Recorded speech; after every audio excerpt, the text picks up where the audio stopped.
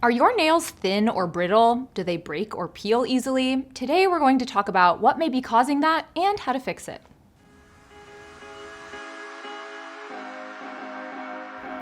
I'm Dr. Sam Ellis. I'm a board-certified dermatologist in Northern California, and I'm here to help you understand your skin and hair and nails and find products that work for you. So if that sounds good, give this video a thumbs up and don't forget to subscribe to the channel. And make sure you stick around to the end of this video because that's when I'll be sharing my favorite products to help with brittle nails. Having brittle or fragile nails is generally not painful, but it can cause some cosmetic issues and it can impair functionality when you're performing day-to-day tasks. And brittleness of your nail plate is not uncommon. Over 20% of people are affected by this, and women are affected disproportionately compared to men. And the reason women are affected more than men is thought to be due to a couple of different reasons. So first of all, when you look at the nail plate, that hard part that we all consider our nail, that is composed of many, many sheets of keratinocytes, which are the cells that make up the nail plate. Those sheets of keratinocytes are held together by specific bonds as well as the lipids or fats that live in the nail. And the nail plates of women have shown to have weaker bonds between those nail layers. Also, those bonds between those cell layers can be disrupted from things like water, and I'll talk a little bit more about that later in this video. But traditionally, women, especially in traditional household roles, have washed their hands more and used their hands more and exposed their nails to more water on a more frequent basis. Also, women are just like less gross than guys, and we wash our hands more. When a patient is coming into my clinic with a complaint of brittle or fragile nails,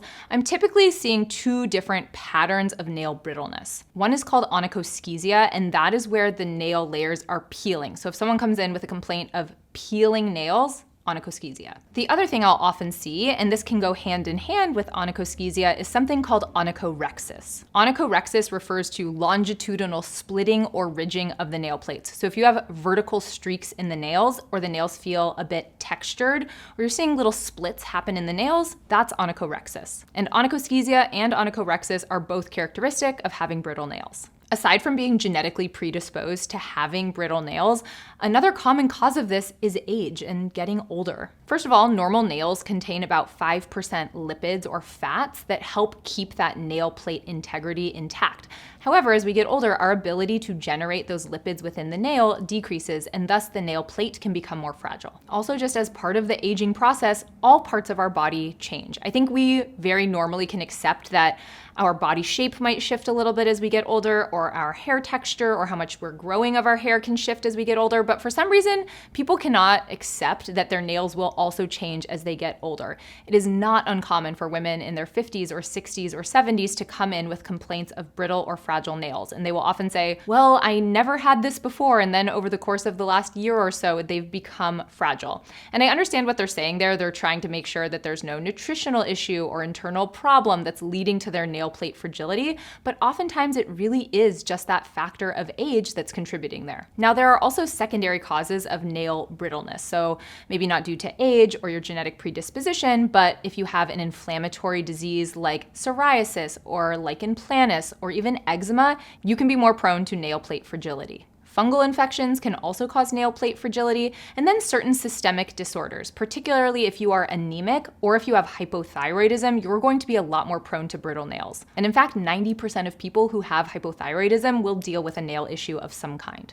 Medications can certainly affect nails as well, so if you've started a new medication and subsequently you see your nail plate change or become more brittle, that is certainly worth discussing with your doctor. Also, having poor circulation to your fingertips can affect how your nails grow. So if you're someone who always has really cold toes and really cold fingers, you may also struggle with nail plate fragility. Now, one of the most common causes of brittle nails, aside from being genetically predisposed and aging, is the exposure of your nails to water or other chemicals. Repeated or prolonged water exposure is infamous for causing your nails to split or peel or be more fragile. And when I talk about how to fix brittle nails, which I will in a second, we are really going to focus on strategies to limit water exposure to your nails. Things like detergents or other occupational exposures can also contribute to nail brittleness. And lastly, people tend to use their nails nails as tools. And the more you're using your nail as a tool, the more likely you are to cause trauma to the nail and cause problems down the line. So let's talk about how to fix your brittle nails once you notice that's happening. And as a reminder, the nail plate itself, what grows out from near your cuticle,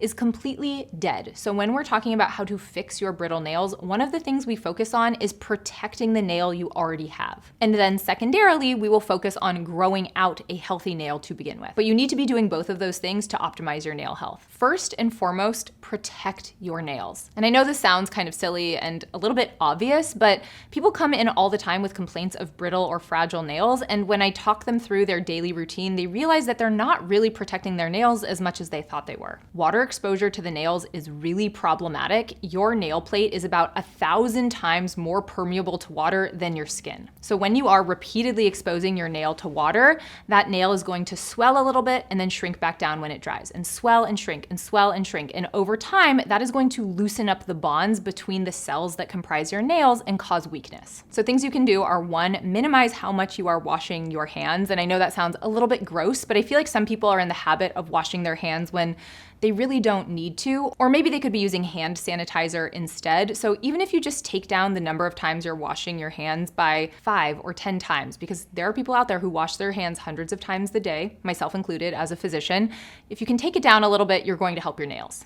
And I know that hand sanitizer also doesn't sound great, but most people are not rubbing that hand sanitizer directly into the nail plate compared to when you're exposing your nails to water where everything's getting wet. Another thing that's really easy to do is wear gloves when you're performing household tasks that involve water. And I think we all acknowledge that we should be wearing dish gloves when we do the dishes, but a lot of people don't do that. And not only is the water problematic in that situation, but also the detergent. You can also think about wearing gloves when you are cleaning as well as moving over a load of laundry. Aside from protecting your nails from water and other detergents, you want to protect your nails from other forms of trauma. And one of the best ways to do this is to keep your nails short. You also really want to avoid picking at your nails, peeling them, biting on them. So many times I have someone in my office complaining of brittle nails and they go, I don't know, I don't really do that much to them. And the entire visit they are fiddling with their nails or pressing on their nails or picking at their cuticles. And anytime you are manipulating the skin around the nails or the nail itself, you are causing inflammation. And inflammation is one of the few things that causes your nails to not grow optimally. So if you can do something to minimize that inflammation and irritation around the nail, the better your nail will grow. And if you're someone who enjoys getting manicures, if you deal with brittle nails, that's not something that you have to stop doing. And nail polish in and of itself is not problematic for the nail plate, but rather it's the issue that comes with removing it and how that polish is removed that may cause you problems. So things like prolonged exposure to acetone or nail polish remover can make your nail more prone to drying out and becoming more brittle. But also if you're having someone file off your nail polish and you're using that electric file or even a traditional handheld file, those things will make your nail plate thinner and thus more prone to breaking. As someone who personally has very fragile nails due to my genetic predisposition, having hypothyroidism, and being a doctor who washes her hands 300 times a day, one thing I will always tell my manicure tech is that I'm very concerned about my fragile nails, just so they know that I have an awareness, and they tend to be a lot more delicate if I sort of preempt our appointment with that conversation. And typically with a manicure, they're going to want to remove your cuticle just for the aesthetic purposes of things. And if you like the way that looks, you don't have to tell them like, hey, don't touch my cuticles. But one thing you'll want to do if they do remove your cuticle is be extra diligent about moisturizing and protecting your hands, because the cuticle is a protective structure around your nails. And when you're removing those, you are making your nails a little bit more susceptible to damage. There are a lot of things we do in the beauty world that disrupt our nails or our hair, whether that's painting them, whether that's dyeing our hair, and it's always going to be a very personal choice. We might not be able to have the optimal nail health if we are getting our nails painted every 2 weeks, but that's a little bit of a sacrifice to have that aesthetic benefit. And that always has to be a choice that you are making, and understanding that if you're doing these things, you're going to be limited in how much improvement you might be able to make. I will also often get questions about dip manicures or gel manicures, and if those are problematic for the nail. And they're really no more problematic than traditional polish as long as you are removing those things gently. And I actually really like having a dip polish or a gel, because as someone who has fragile nails, it helps fortify the nail and helps my nails actually feel a lot more comfortable. And And with doing that, I understand that my underlying nail might be getting a little bit weaker, but often I'm willing to make that sacrifice so that my nails look and feel more comfortable on a general day-to-day basis. Another thing you can do to protect your nails and actually help them be fortified is to moisturize your hands and nails regularly. Regular application of a hand cream is going to be super helpful. I love the one from my brand Prequel. It's called Hand Wrap. And the reason I like this one so much is it kind of forms a film over your hands so that your hands are not sticky, but they are protected from the elements. So it is my favorite daytime go-to hand cream because I can moisturize my hands, but they don't feel sticky, or I don't want to not touch things afterward because I've put it on. And then at night, I often don't pick a specific hand cream. I will just use a thick or rich body butter or body lotion to moisturize my hands. And I understand at that point, my hands might feel a little bit sticky afterward, but whatever, I'm going to bed. Aside from applying hand cream, applying some form of cuticle oil regularly can also be really helpful. You can use a specific cuticle oil, but my personal favorite is jojoba oil, and you can find that in beauty supply stores and at the grocery store. If you're wearing your nails naturally, meaning that you don't have any polish on them, in addition to applying that cuticle oil to the base of the nail, you want to apply that over the entire nail plate. That's not going to help you too much if you have a coat of nail lacquer on there, but if you have your natural nail exposed, putting that oil on there is also going to help protect it from water. And lastly, when it comes to protecting your nails, you want to try to keep your hands warm. So if you're someone who suffers from poor circulation and your hands are always cold, that decreased blood supply is going to prevent you from growing in optimal nails. I'm pretty guilty of this, but if you have to sit on your hands or buy those little hand warmers or just keep a space heater in your office so that your hands aren't freezing, that will help. I also do want to take a second to talk about the way diet and supplements may help your nails. Because the way our nails grow and exist in this world is not just due to external factors, but also what's going on internally with us. For overall health, but also for the health of your nails, you do want to be eating a well-rounded diet.